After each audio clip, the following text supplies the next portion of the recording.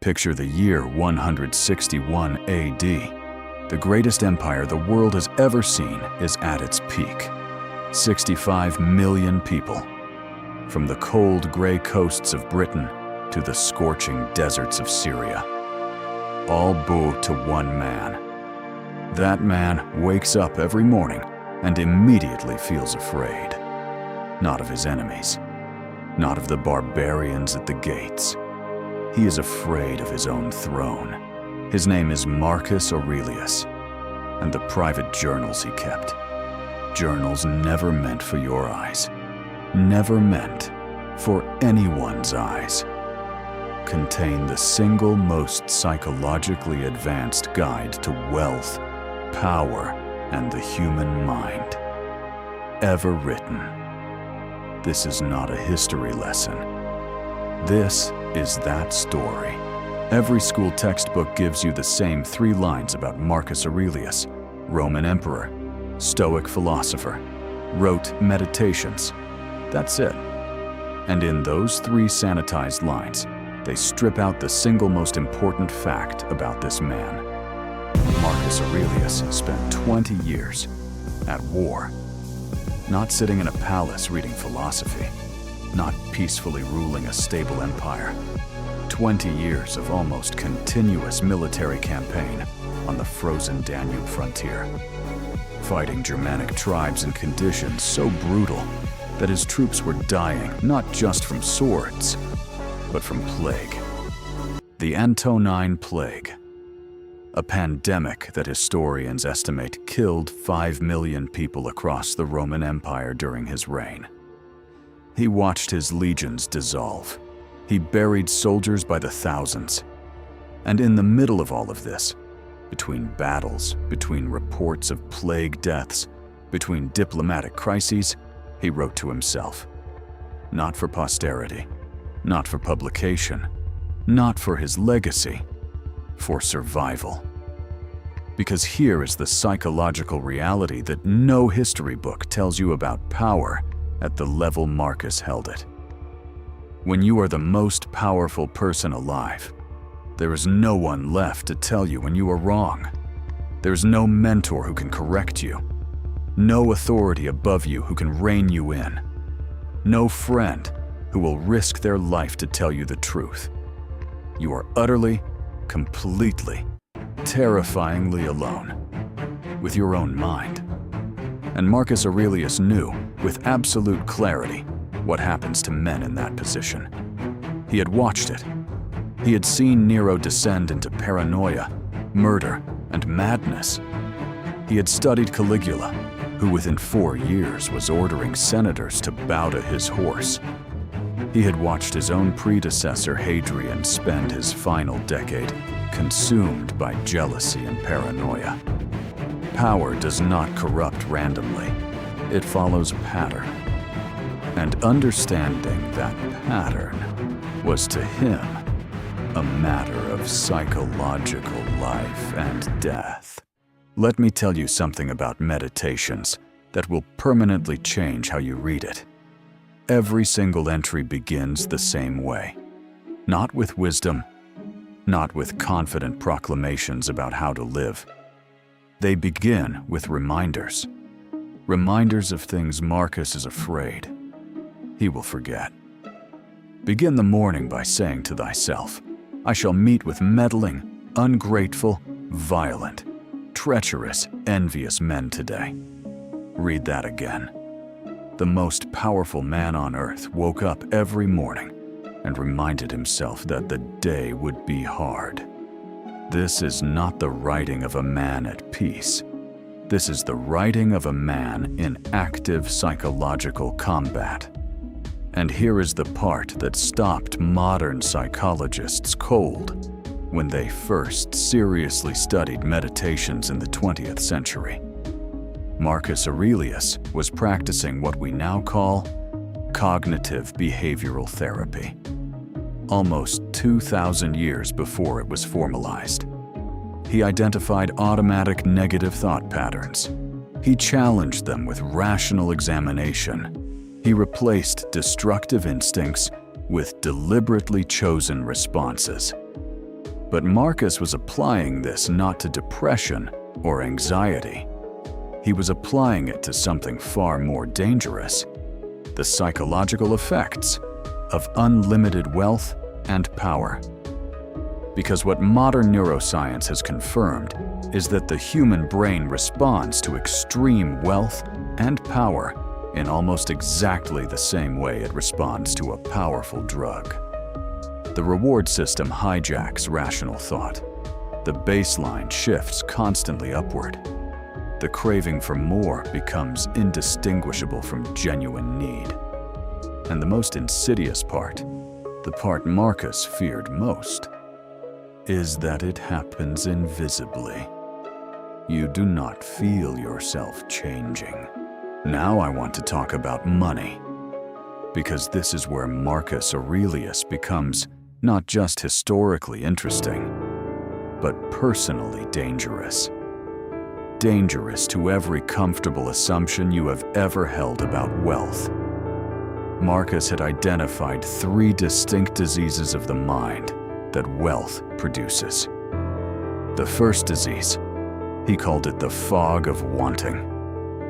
Confine yourself to the present. That sentence sounds simple. It is not. What Marcus was describing is a psychological state he observed in almost everyone around him. A state where the present moment becomes invisible because the mind is permanently occupied with what it doesn't yet have. The general who already commands 10 legions, but cannot stop thinking about the province he hasn't yet conquered. The merchant who has made more money this year than his father made in a lifetime, but feels inexplicably poorer than ever. The fog of wanting makes everything feel necessary. It makes the next acquisition feel like survival. The second disease, the mirror problem. When you have money and power, the people around you stop reflecting reality back to you. They start reflecting what you want to see. Every decision you make is endorsed. Every instinct is praised. Every mistake is excused. The only way to hold up a realistic mirror is to actively seek out discomfort. It is to deliberately expose yourself to people and situations that challenge your assumptions. The third disease, the monument trap. Alexander the Great and the stable boy were brought to the same place by death. The monument trap is this. You spend the second half of your life building something for an audience that will forget you within 3 generations. And in doing so, you sacrifice the only thing that is real. The true fabric of the days you've lived.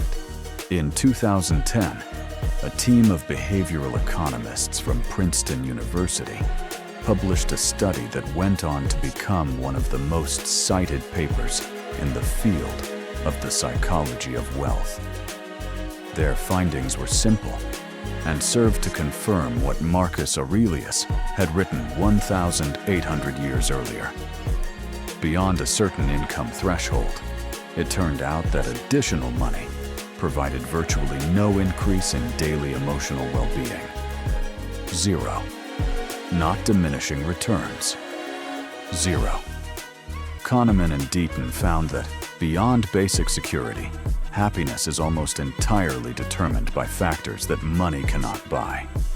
The quality of the attention you pay to your daily experiences, the depth of your relationships, the sense that what you do has meaning.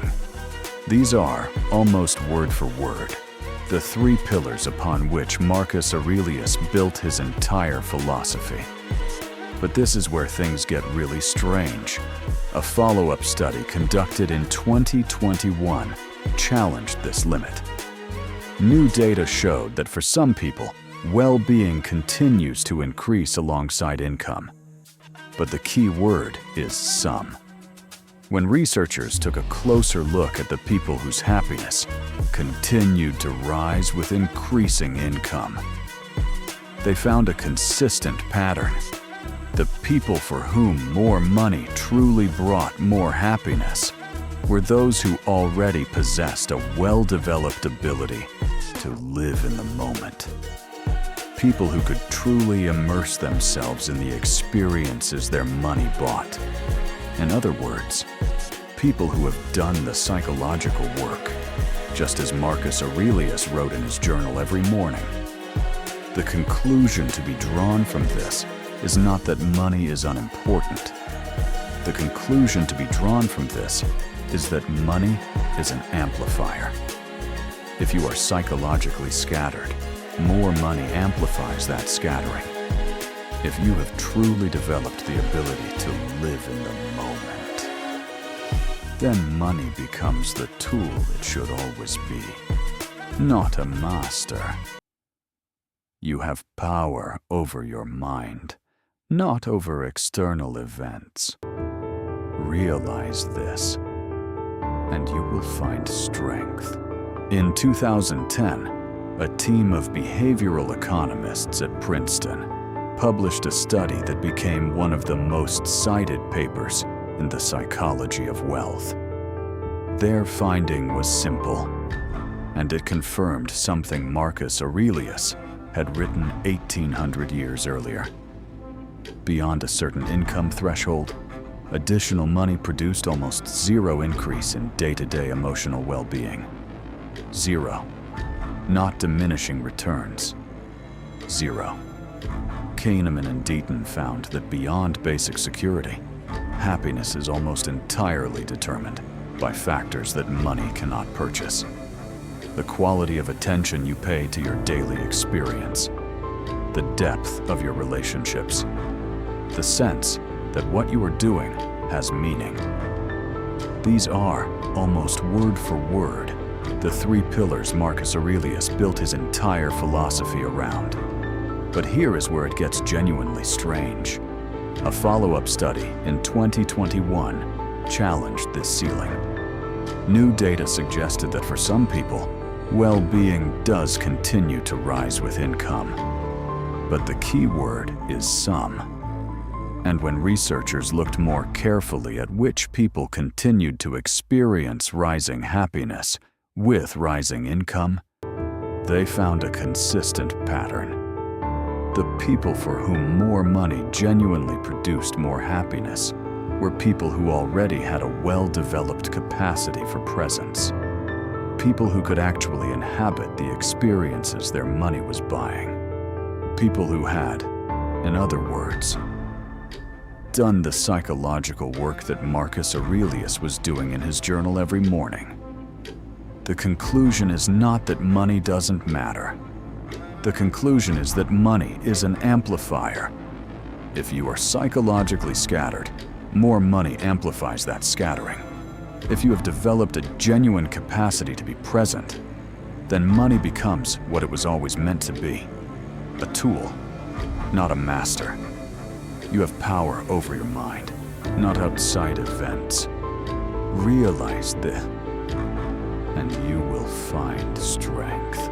So let's make this specific, because Marcus Aurelius did not write meditations as abstract philosophy. He wrote it as a set of daily practices. 3 of those practices translate directly to the psychological challenges of building and managing money in 2025. Practice 1, the evening audit. Every night, Marcus reviewed his day, not for achievements, not to plan tomorrow. He asked himself 3 questions. What did I allow to disturb my equilibrium today? And why? Where did I act from fear or desire rather than from reason? What am I telling myself I need that I do not actually need? Because almost every significant financial mistake, the impulsive investment, the lifestyle inflation, the over-leveraged bet, is driven not by bad information, but by an unchecked psychological state. Practice 2, voluntary discomfort.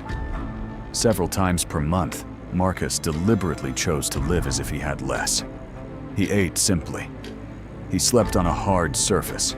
He wore plain clothes, not as punishment, not as performance, as calibration. He was asking himself a precise psychological question. Am I afraid of losing this? Because the things we are afraid to lose are the things that own us. Practice 3. The necessary test. Ask yourself at every moment, is this necessary? Is this purchase necessary? Or am I buying an emotion? Is this career decision necessary? Or am I performing for an audience that isn't watching? Is this goal necessary? Or have I inherited it from someone else's definition of success? Not because it makes you spend less, because it makes you spend intentionally. Marcus Aurelius died in March of 180 AD. He was on campaign, as he had been for 20 years. The historian Cassius Dio recorded his final words to his guards. "Go to the rising sun. I am already setting." There is no fear in that sentence, no desperation, no clinging, just clarity. The clarity of a man who had spent 40 years doing the hardest psychological work there. Yes, not accumulating, not conquering, not building monuments, learning to want the right things. Now here's the question I want to leave you with, and I want you to sit with it, not answer it immediately. If you woke up tomorrow and your income was cut by half, not reduced to poverty, just cut in half, what would you lose? Not practically, psychologically. Would you lose your sense of self, your feeling of safety, your confidence in your own judgment? Would the story you tell yourself about who you are still hold? Because that question is not really about money. It is about how much of your psychological identity you have outsourced to external things. Marcus Aurelius asked himself that question every single morning, not because he was about to lose everything, because he knew that the moment you stop asking it is the moment the fog begins to descend. If this made you think differently about the relationship between psychology and money, subscribe, because next week we go deeper. John D. Rockefeller, the man who became the richest private individual in the history of recorded civilization, and whose private letters contain a confession so psychologically raw that his own family tried to suppress them for decades. See you then.